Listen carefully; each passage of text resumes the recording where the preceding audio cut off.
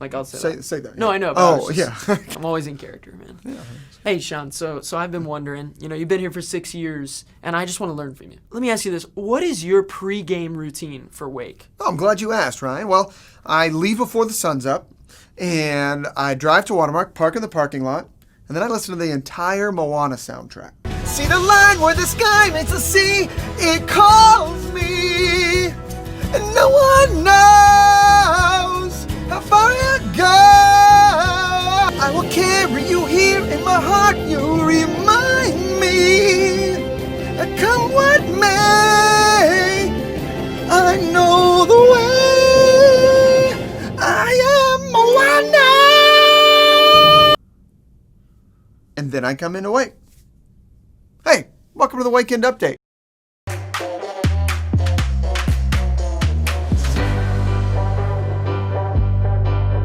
What's up, guys? I wanted to catch you up on what you might have missed at Wake this weekend. First things first, we have brand new merchandise. There is a shirt with Sean's face on, and it is limited edition. There's only 20 left, okay? So make sure you bring $15 to Wake to get one of these shirts. Secondly, the fourth floor looks totally different. I'm telling you, we painted walls white, we painted walls blue, we moved furniture from one side to the other side and the other side to this side, and then we still made sure to keep ping pong. Don't worry about that. We got this game called Overcooked. If you don't know what that is, you're gonna wanna ask Sean about it. I recommend the game. It's pretty fun, but it's kind of challenging, but it's pretty fun, so it's okay. Thirdly, we played this game called Faking It. Here's how the game Faking It works. There's 6 participants. They come up, they log their phones into jackbox.tv. You may have heard of it. The way the game works is you're gonna get a prompt to your phone, and it was raising your hand for something. There's one person that has to essentially fake it. The prompt might be raise your hand if your favorite color is blue. Okay, so everyone's gonna raise their hand, yes or no, but the faker doesn't know what the prompt is, so they just have to raise their hand and hope they can blend in and be ready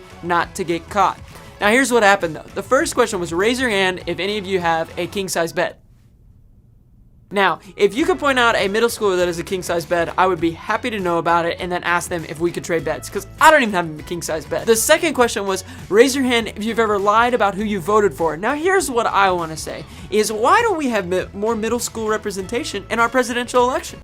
I mean, crazy that we don't have, 6th, 7th, and 8th graders deciding who the president of our country is. Not a great question. We get through the third question, and now it's time to decide who is the faker. Here's one thing we missed. There was a girl playing in the game, her name was Ellie, and her phone basically shut down from the second we start the game.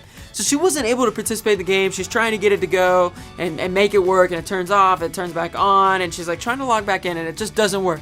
We get past the third question, and we're finding out who the faker is, and it was Ellie. So you're telling me, like, what are the chances that the one person's phone who isn't working also happens to be the 1 out of 6 people whose phone was selected as the faker? Can't win them all, but I tell you what, we still had a ton of fun gathering with students and just hanging out, guys. It was so good to be back on the 4th floor, and we're gonna be back there again on the 30th at the 9 a.m. service, so come check us out on the 4th floor. We'll be social distancing and having a lot of sweet fun together, guys. Check out what Sean has to share with us this week from our new message series called Wake 2020.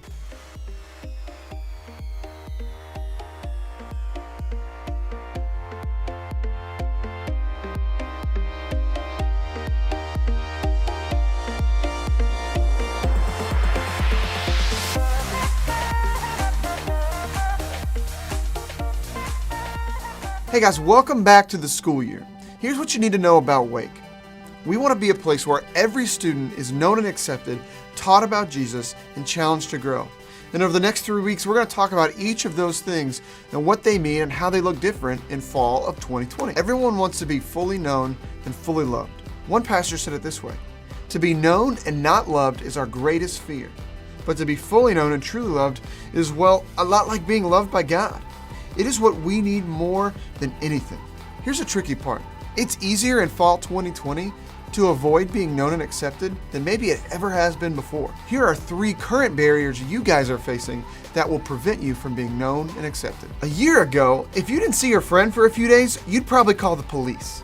But in fall 2020, if you don't see your friend for a few days, you just go, they're probably quarantined. I'll see him in 14 days. That's crazy, but that can easily lead to isolation.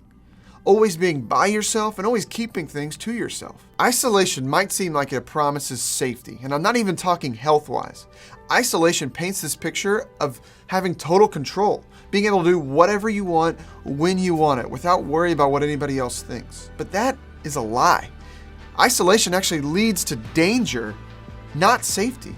Proverbs 18:1 says this, "One who has isolated himself seeks his own desires. He rejects all sound judgment." That is a dangerous place to be.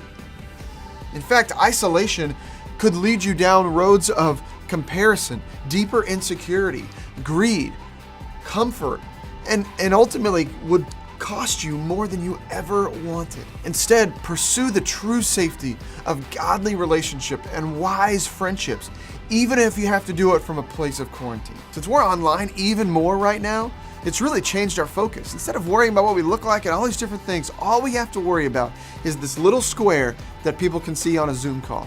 I look pretty presentable right here, but you have no idea what everything else around me looks like. They can't see me, right? Oh yeah, you're fine. Okay, cool. That might be all we need to care about for virtual school, but if we start to do that in our actual lives, we're in real trouble.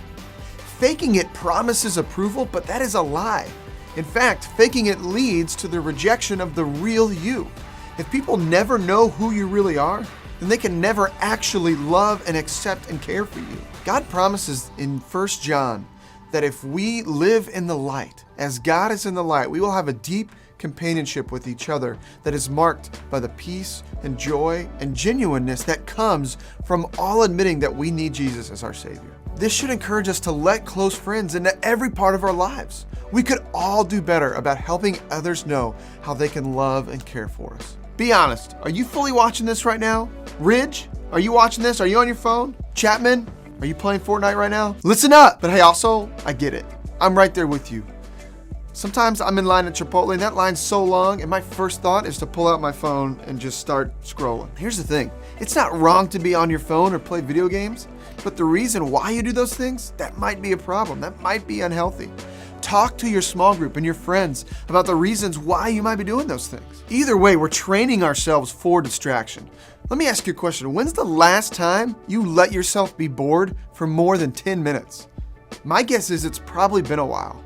And you know what? It's been a while for me. Distraction promises happiness. Hey, look at all this stuff. Watch and play all this stuff. But in reality, it's a lie. Distraction leads to numbness. We are trading a hunger for truth for a bunch of little things that don't matter. We are trading real relationships for addictions to glowing rectangles. God tells us in Ephesians 5 not to act thoughtlessly. But if we're honest, a lot of times when we go to our screens, we do it without thinking. Instead, let's make the most of every opportunity, be present where we are, and check our phones later. Isolation, faking it, and distraction promise great things, but they never deliver. But Jesus offers something better when he tells us to follow him. Part of that is being known and accepted. And I'm going to be honest with you, being known, fully known, takes faith. But know this, Jesus knew and accepted you first at your lowest of lows. And that's when he died for you. And he offers that love and joy that comes with being fully known and fully loved. So here's my question to you. Who knows you, like really knows you? What would it look like for you to be fully known so that you could be fully loved? But anyway, I gotta go. It's okay, you're welcome. I'm gonna need that boat. Sailing away, you're welcome. 'Cause now we can do everything but float. You're welcome, and thank you.